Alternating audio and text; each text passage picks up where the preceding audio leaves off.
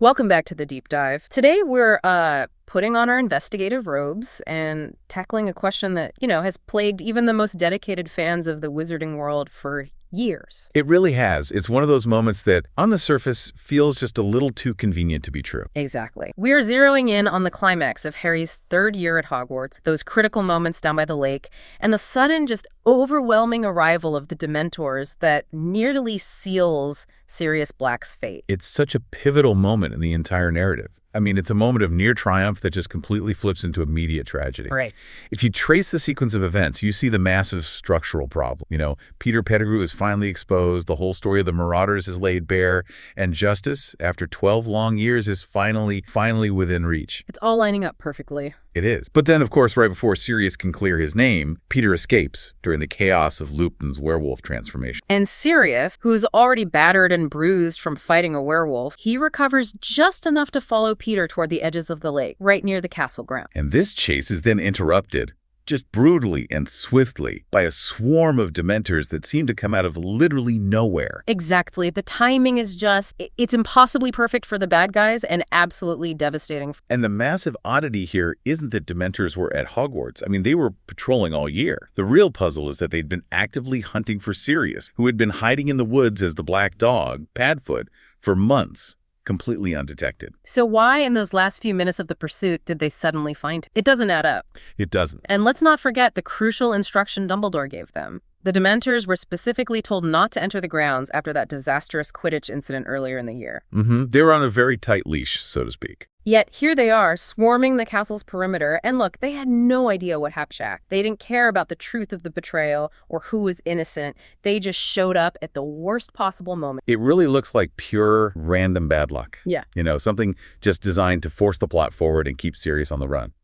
But that's just so unsatisfying for what is otherwise a really elegant piece of writing. It is. It feels cheap. That's right. So our deep dive into the underlying magical rules and, more importantly, the emotional context, it suggests that their arrival was not random at all. It was an inevitable delayed consequence of a fundamental magical mechanism. Okay, I'm intrigued. Understanding this, it reveals how emotion itself acts as a physical, detectable presence in the magical world. It's a mechanism we're calling the happiness beacon. The happiness beacon. Okay, let's unpack this inevitability, because it sounds like it hinges first on understanding the specific vulnerability of Sirius Black, something we can, call the Azkaban paradox. We have to start with the nature of Dementors. They are essentially physical manifestations of depression. They're creatures that feed exclusively on positive emotion, happiness, hope, joy. And they leave what? Misery and emptiness in their wake. They don't just drain you, they consume your good feelings. Precisely. And this is where Sirius's 12-year ordeal in Azkaban becomes so crucial. The big question is, how did a man surrounded by these creatures in the most wretched place on earth survive without being driven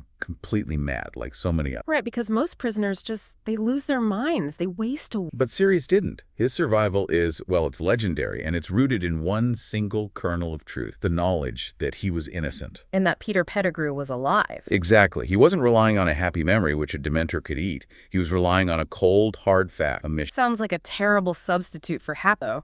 It is, but it proved to be a powerful, if excruciating, mental defense mechanism. Lupin, later on, he explains that a successful Patronus is conjured through an intense, overwhelming, happy thought. Okay. But think about Sirius when he was first delivered to Azkaban. He had just lost his best friend, Jane. He'd lost Lily. He had been betrayed by Peter. His entire life was just annihilated in one. So if Dementors feed on happiness and Sirius had absolutely nothing left but rage and despair. He was a very, very poor meal. The source material really emphasizes this. His conviction of his own innocence prevented him from truly going insane and blaming himself, which seems to be the final stage of Dementor psychological torture. So because he was so thoroughly stripped of joy, the Dementors, they just couldn't hurt him that much. Not compared to other prisoners, no. Not in the same way. The other prisoners might still harbor some scraps of a normal life, some hope of getting out, some memory of family. Sirius had none of that. The paradox is stunning, though. His misery was his shield. He achieved a kind of zero-sum emotional base. That's a perfect way to put it. He had extinguished his own light, so to speak. Dementors are drawn to the energy of human joy and hope because that is their food. That's their sustenance. So if they detect no usable energy, they just ignore the target. They're energy vampires. And Sirius was, emotionally speaking, medically dead. They might hover, but they couldn't get a real purchase on him. Okay, so this explains his survival in Azkaban. But then he escapes, and he spends nearly a year hiding in the woods right next to Hogwarts, a place they were actively patrolling. Right. And he's invisible to them there, too. So what was the catalyst? What emotional change was so catastrophic that it turned a man who was emotionally dead into a flashing neon sign for them? That is the million-galleon question. And to answer it, we need to look closely at the moments leading up to that late confrontation. But first, we have to confirm the mechanism using the only other time Dementors were successfully drawn to Sirius that entire. The Hufflepuff Quidditch match. It's an easy moment to just dismiss as, Dementors being hungry and a big crowd being nearby. But the timing is very suspicious. It is. They show up en masse, Harry faints and falls off his broom, and the event is so disruptive, Dumbledore has to personally intervene and forbid them from entering the grounds ever again. At the time, Lupin, who wasn't even there, he suggested the excitement of the large crowd draw. And on the surface, that's plausible. Hundreds of cheering teenagers, that equals a lot of ambient happiness. A nice little buffet for it. But if we adopt that logic, why was that specific match the target? They played Ravenclaw and Slytherin later in the year. Those crowds were just as big,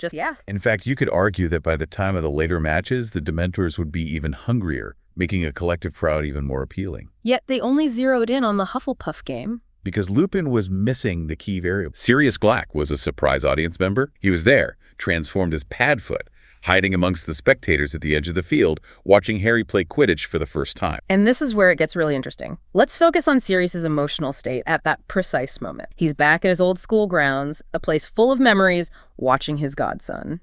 And Harry is famously the spitting image of James Potter, flying just as well as James used to. You can just imagine what that felt like for him. For Sirius, this was a radical emotional break from 12 years of numbness. This wasn't just him remembering a happy memory.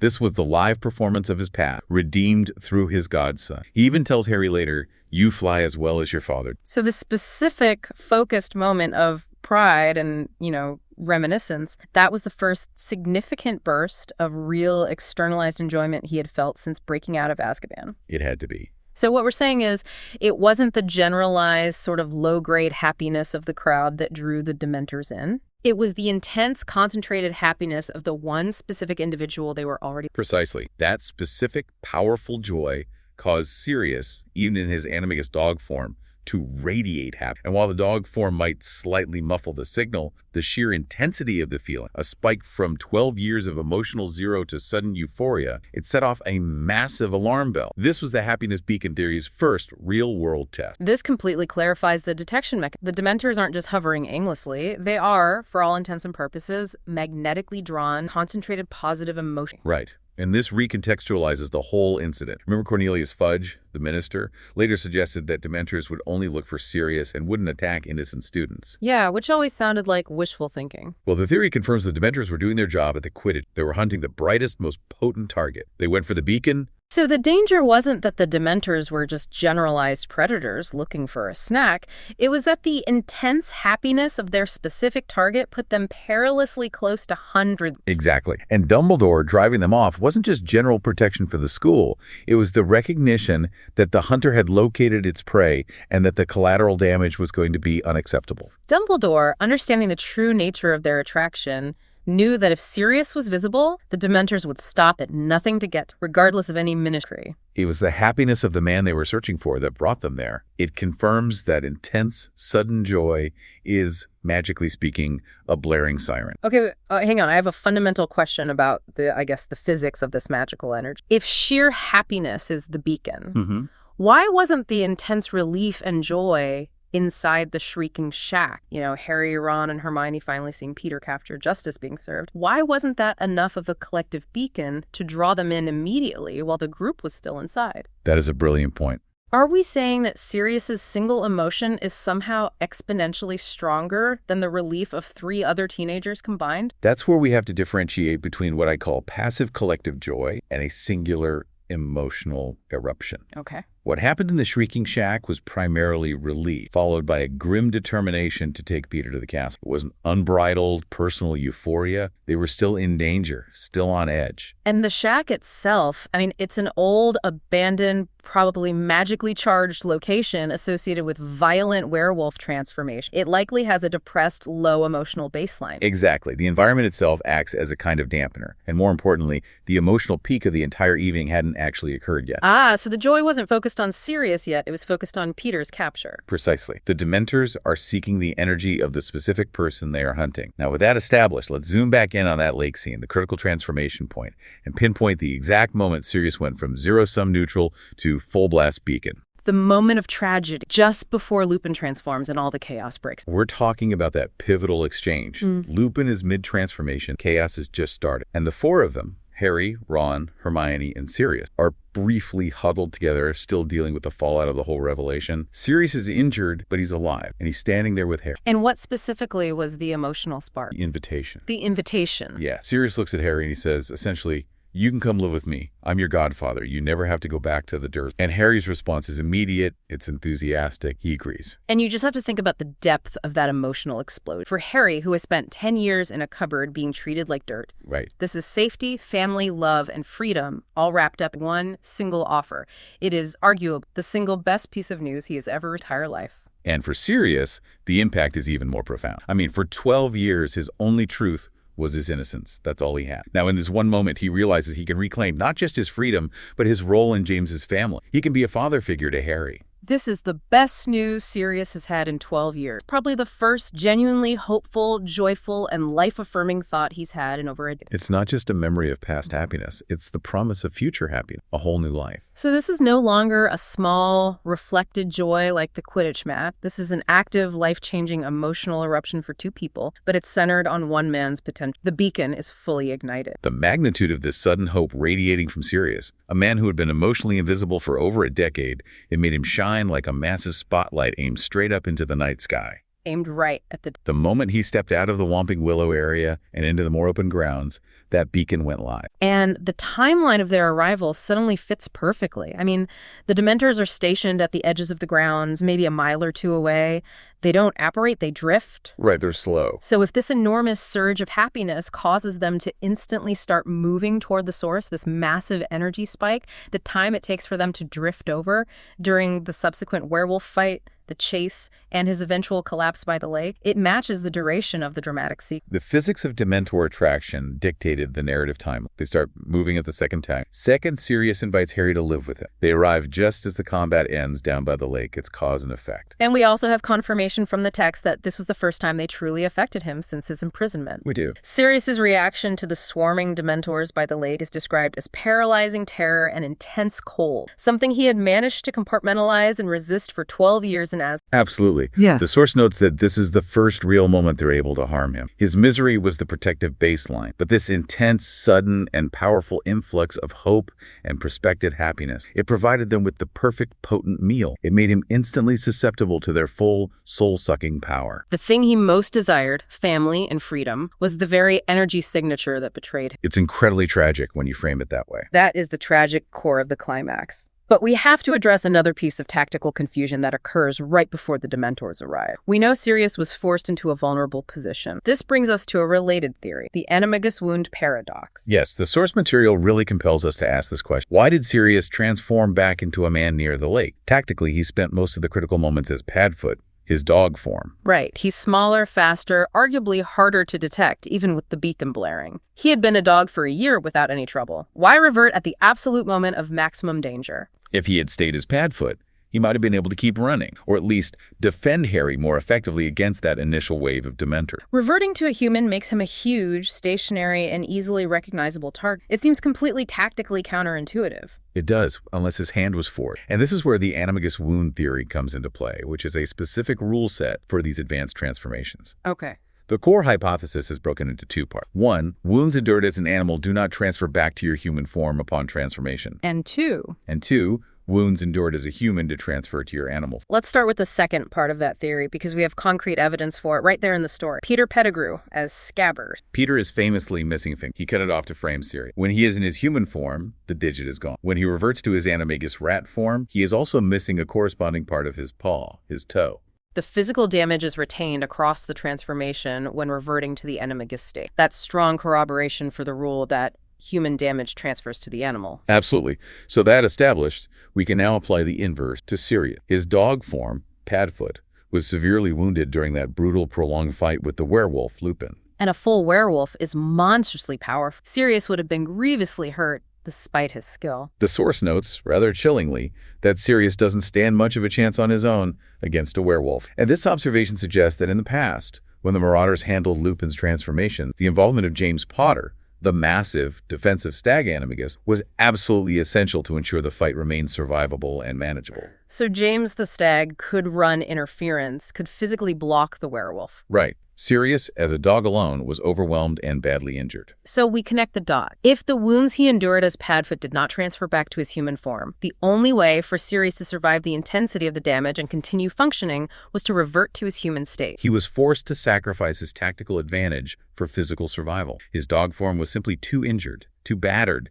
to continue the chase or the defense. Reverting to human, according to the theory, it resets his physical body, mitigating the animals and allowing him to stand, even if just brief, as a man, though a very battered. This makes the climax even more tragic. He was forced into his human, most vulnerable form due to physical injury, an injury he sustained protecting Harry and confronting Peter. He was physically vulnerable, stationary, and recognized. All while his emotional state was maximally visible due to the surge of joy from Harry's acceptance. The dual vulnerability, physical necessity meeting emotional exposure made his immediate capture inevitable. It wasn't just the beacon. He was the beacon shining on the biggest, slowest target imaginable. That provides incredible emotional weight to that whole sequence. So we've established that the Dementors are effectively tracking the peak positive emotional output and that physical transformation rules compounded his danger. It's the elegance we look for in a deep dive like this. A moment of profound emotional character development is simultaneously the catastrophic plot catalyst that drives the entire climax, not just a coincidence. Now, let's use this confirmed mechanism, the happiness. If Dementors are drawn specifically to these intense spikes of joy, why did they continue to have such a hard time finding Sirius for the next year or two? Even when he was free and on the run, he was still an escaped convict and they were still searching. Because after that night by the lake, the beacon was immediately extinguished. Think about Sirius's emotional inventory at that point. That's a disaster. Peter Pettigrew,